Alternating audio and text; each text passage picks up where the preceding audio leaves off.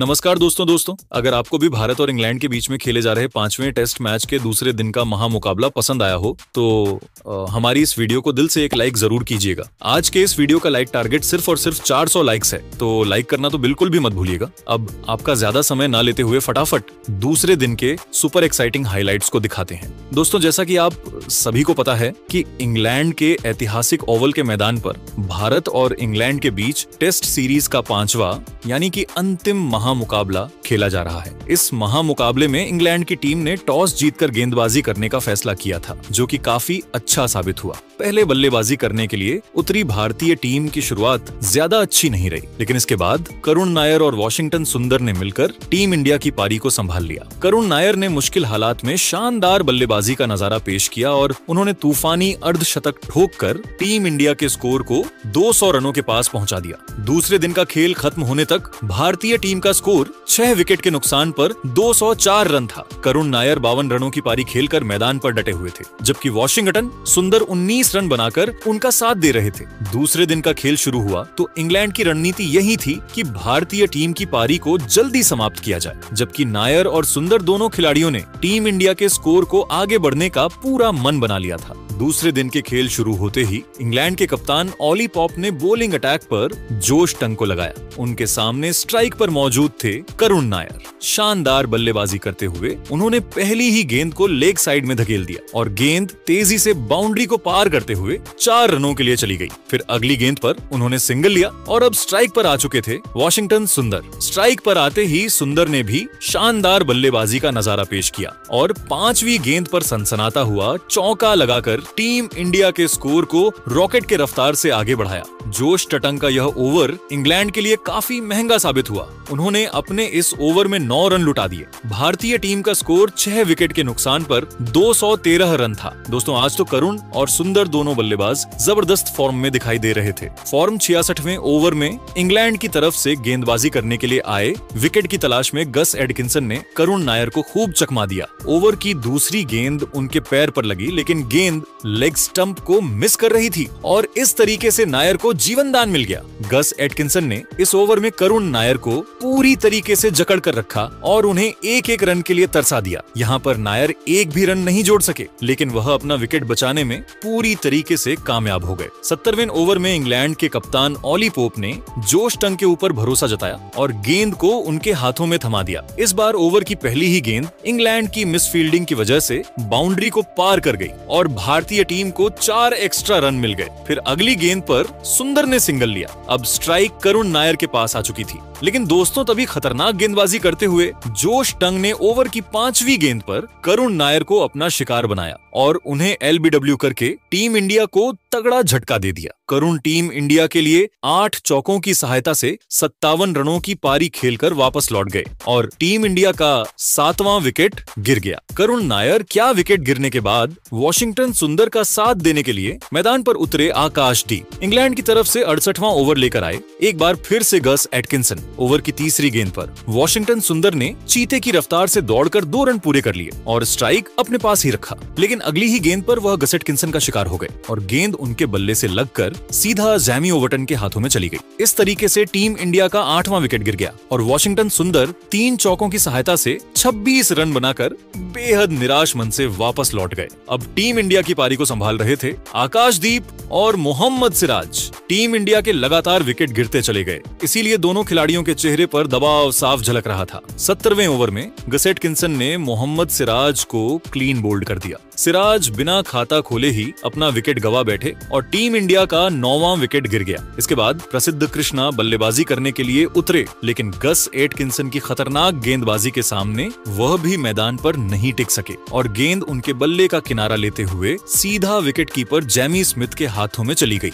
इस तरीके से टीम इंडिया की पहली पारी समाप्त हुई। भारतीय टीम अपनी पहले इनिंग्स में 224 रन ही बना सकी। टीम की तरफ से सबसे ज्यादा 57 रन करुण नायर ने बनाए। बनाए। वही साईं सुदर्शन ने भी 38 रनों का योगदान दिया। इंग्लैंड की तरफ से खतरनाक गेंदबाजी करते हुए गस एटकिंसन ने 5 विकेट झटके, जबकि जोश टटन को 3 विकेट मिले। अब दोस्तों, इंग्लैंड की टीम बल्लेबाजी करने के लिए उतरी और टीम इंडिया के वापसी के लिए गेंदबाजों का शानदार प्रदर्शन करना बहुत ही ज्यादा जरूरी था। इंग्लैंड की तरफ से बल्लेबाजी की शुरुआत करने के लिए हर बार की तरह 2 विस्फोटक बल्लेबाज बन डकेट और जैक क्रॉली की खतरनाक जोड़ी मैदान पर उतरी। दोनों खिलाड़ियों के कंधों पर इंग्लैंड को तेज शुरुआत दिलाने की जिम्मेदारी थी, जबकि उन्हें दूसरी तरफ टीम इंडिया की तरफ से गेंदबाजी करने के लिए आए रफ्तार के सौदागर मोहम्मद सिराज की चौथी गेंद को बेन डकेट ने ऑफ साइड किस दिशा में धकेल कर 3 रन चुरा लिए। इस तरीके से इंग्लैंड का खाता खुला। अब स्ट्राइक जैक क्राउली के पास थी।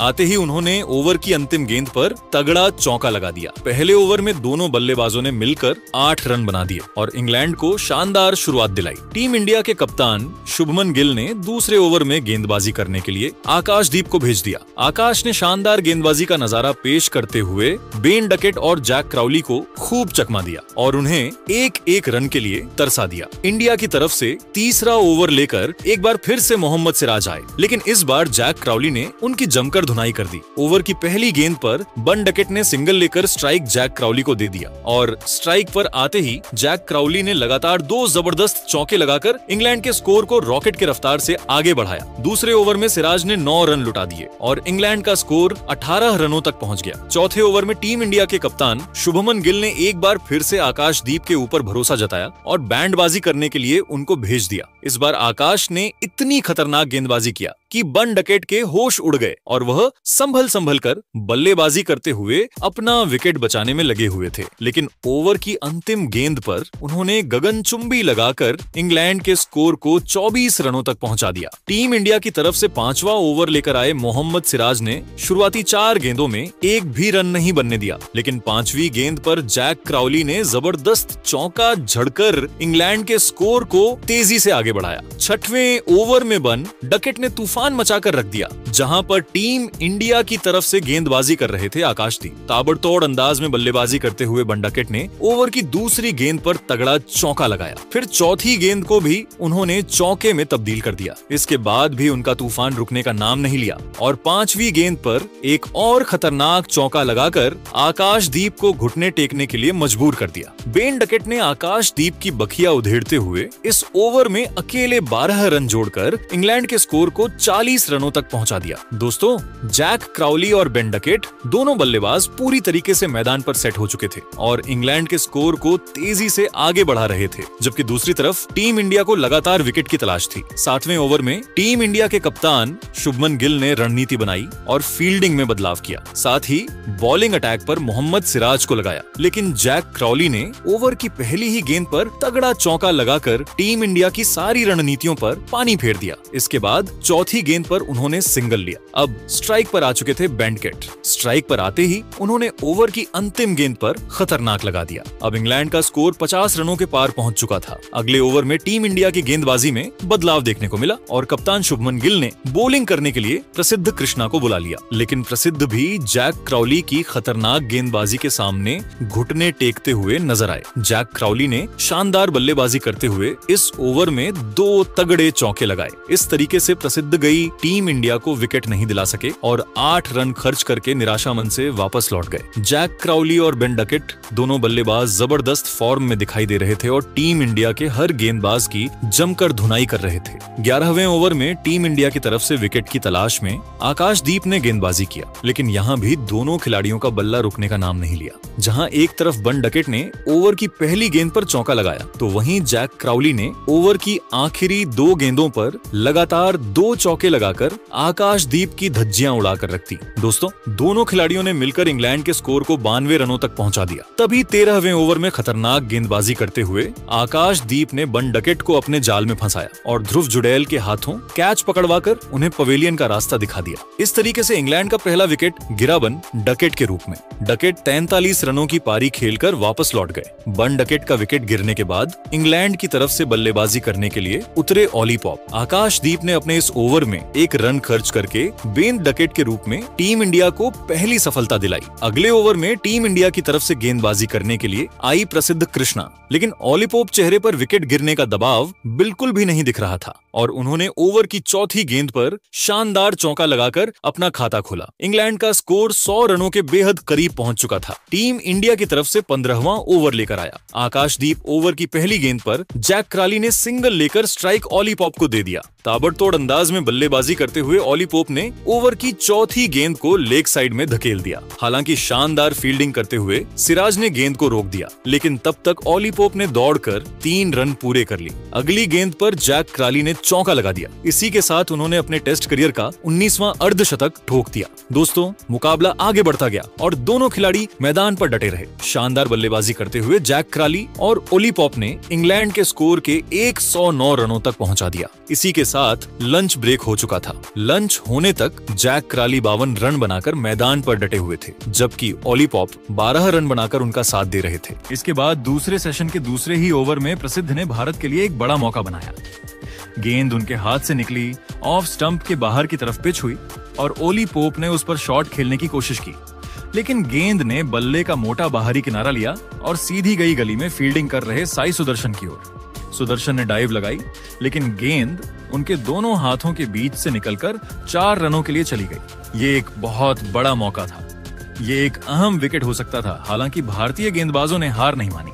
वो लगातार एक लाइन और लेंथ पर डटे रहे और इंग्लिश बल्लेबाजों पर शिकंजा कसते रहे। प्रसिद्ध कृष्णा, जो पहले सत्र में थोड़े महंगे साबित हुए थे, अब एक अलग ही लय में दिख रहे थे। उनके पास गति भी थी, उछाल भी और जोश भी। 22वें ओवर में आखिरकार प्रसिद्ध को इनाम मिला। जैक क्राली, जो 50 पार कर चुके थे और खतरनाक मूड में दिख रहे थे, प्रसिद्ध की एक शॉर्ट गेंद पर अपना आपा खो बैठे। गेंद थोड़ी तेजी से आई। क्राली ने उसे हुक करने की कोशिश की, लेकिन टाइमिंग सही नहीं बैठी। गेंद सीधा हवा में उछली और मिड विकेट पर खड़े रविंद्र जडेजा की ओर गई। जडेजा, जिनके हाथों में जैसे चुंबक हो, वो दौड़ते हुए पीछे गए और कैच को बड़ी आसानी से लपक लिया। भारतीय खेमे में खुशी की लहर दौड़ गई। जैक क्राली 57 गेंदों में 65 रन बनाकर पवेलियन लौट गए और भारत को दूसरी सफलता मिल गई। ये विकेट बहुत अहम था, क्योंकि इंग्लैंड की रणगति पर ब्रेक लगाने के लिए जरूरी था कि सेट बल्लेबाजों को जल्द से जल्द आउट किया जाए।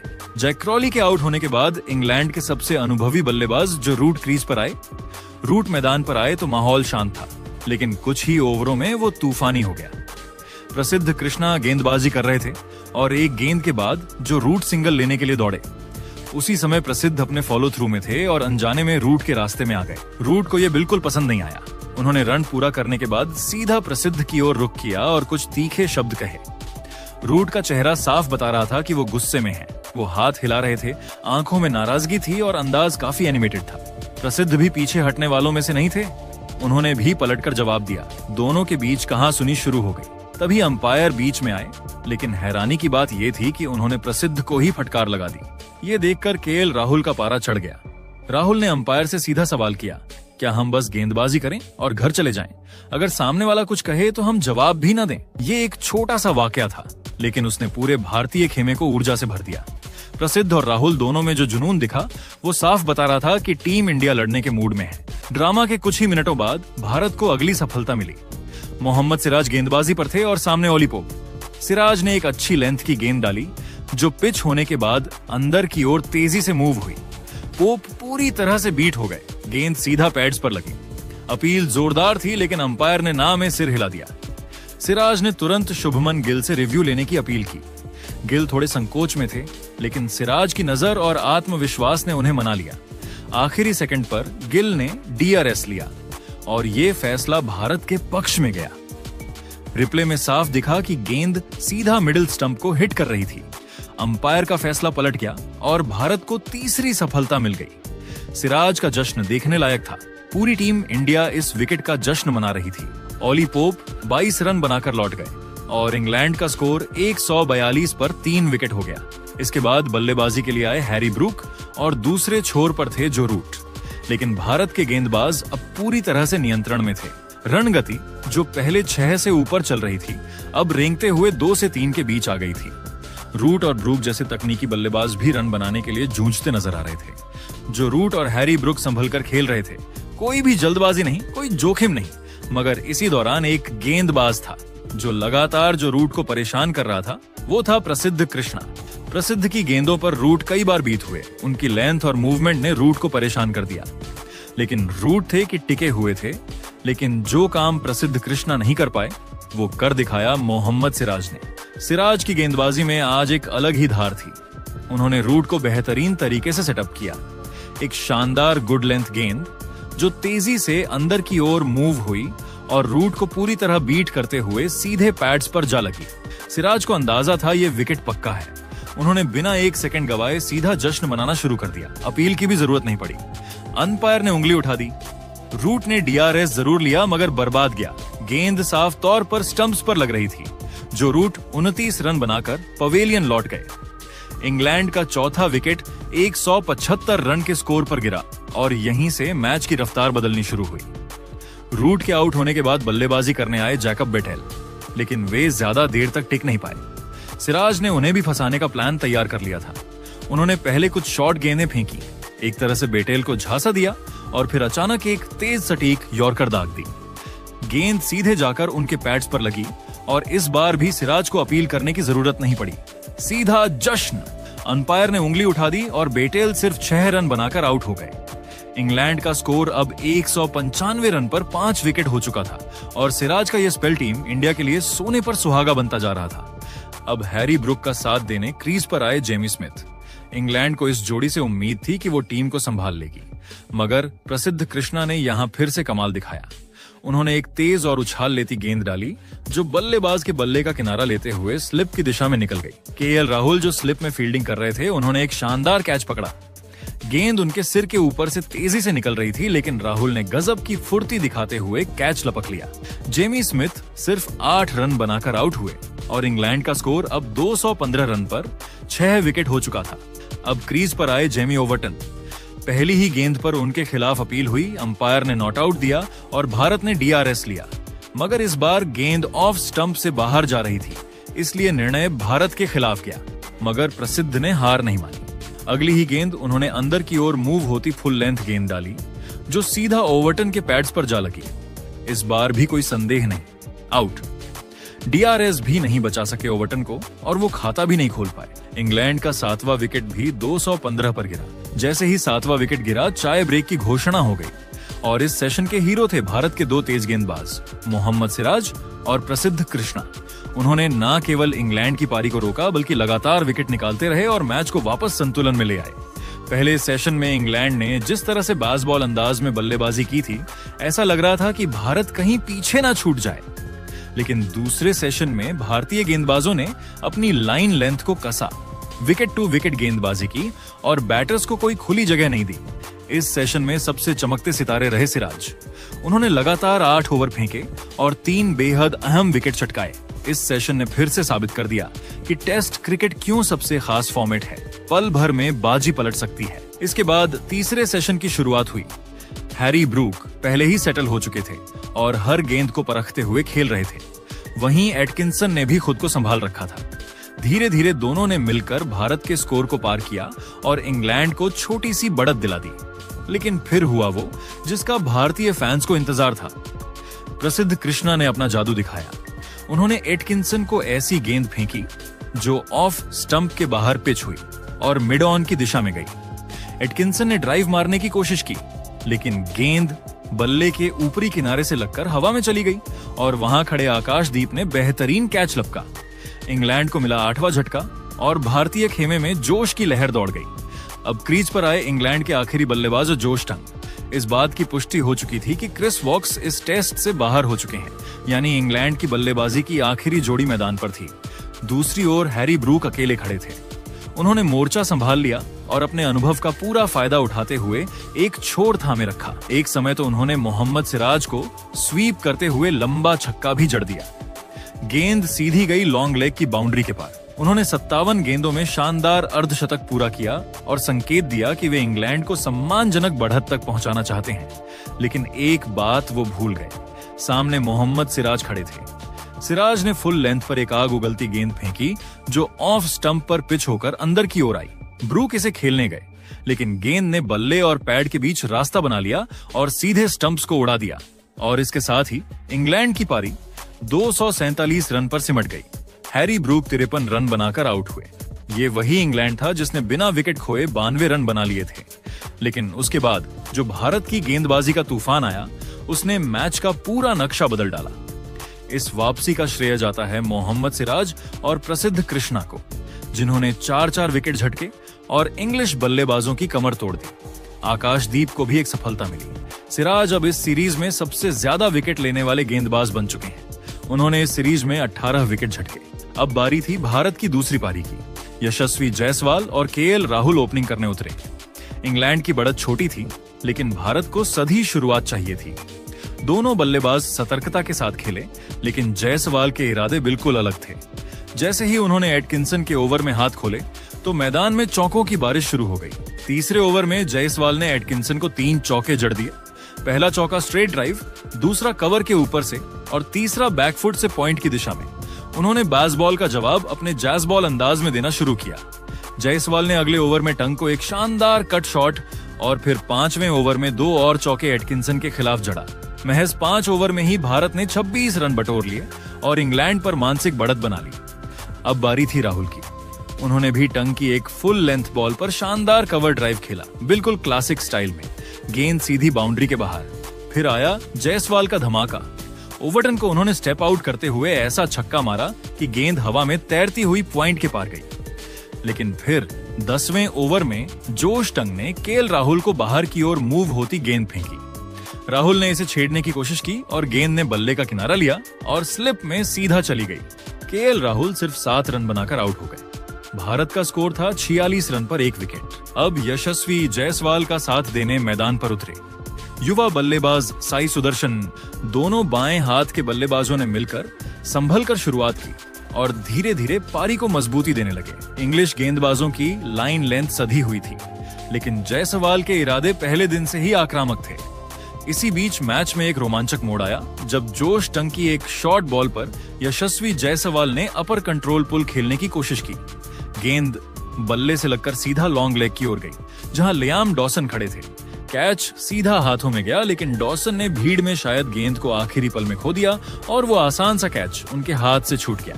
जायसवाल ने इस जीवन दान का पूरा फायदा उठाया। ओवरटन की शॉर्ट और वाइड गेंद पर उन्होंने एक शानदार अपर कट खेला और गेंद सीधा तीसरे माले की ओर छक्का बन गई। इसी के साथ जायसवाल ने सिर्फ 46 गेंदों में अपनी अर्धशतकीय पारी पूरी की। उनकी बल्लेबाजी में आत्मविश्वास, आक्रामकता और क्लास की झलक साफ दिख रही थी। लेकिन दूसरी ओर साई सुदर्शन अपनी लय में नहीं दिखे। फिर आया गस एटकिंसन का ओवर और एक गेंद ने बाजी पलट दी। मिडिल और लेग स्टंप की ओर आ रही गेंद नीची रह गई और सुदर्शन उसका सामना नहीं कर पाए। गेंद पैड पर लगी और अंपायर की उंगली तुरंत ऊपर। सुदर्शन ने रिव्यू तो लिया, लेकिन नतीजा वही रहा, आउट। आउट होने के बाद सुदर्शन जैसे ही पवेलियन की ओर मुड़े, इंग्लैंड के बल्लेबाज बेन डकेट ने कुछ कहा, जिससे माहौल गर्मा गया। सुदर्शन वापस मुड़े और दोनों के बीच कुछ तीखी बातें हुई। हैरी ब्रूक और ऑली पोप को बीच बचाव करना पड़ा। इसके बाद नाइट वॉचमैन के रूप में भेजे गए आकाशदीप ने आते ही पहली गेंद पर स्क्वायर लेग की ओर एक शानदार फ्लिक मारते हुए चौका जड़ दिया। स्टंप्स की घोषणा तक भारत का स्कोर था 2 विकेट पर 75 रन। यशस्वी जायसवाल 51 रन बनाकर नाबाद हैं और आकाशदीप 4 रन पर उनका साथ निभा रहे हैं। टीम इंडिया की कुल बढ़त अब 52 रन हो चुकी है। मुकाबला पूरी तरह बराबरी पर लौट आया है, लेकिन अब भारत का मनोबल ऊपर है और इंग्लैंड दबाव में। तो दोस्तों, आप टीम इंडिया के आज के प्रदर्शन को 10 में से कितने नंबर दोगे? कमेंट जरूर करें।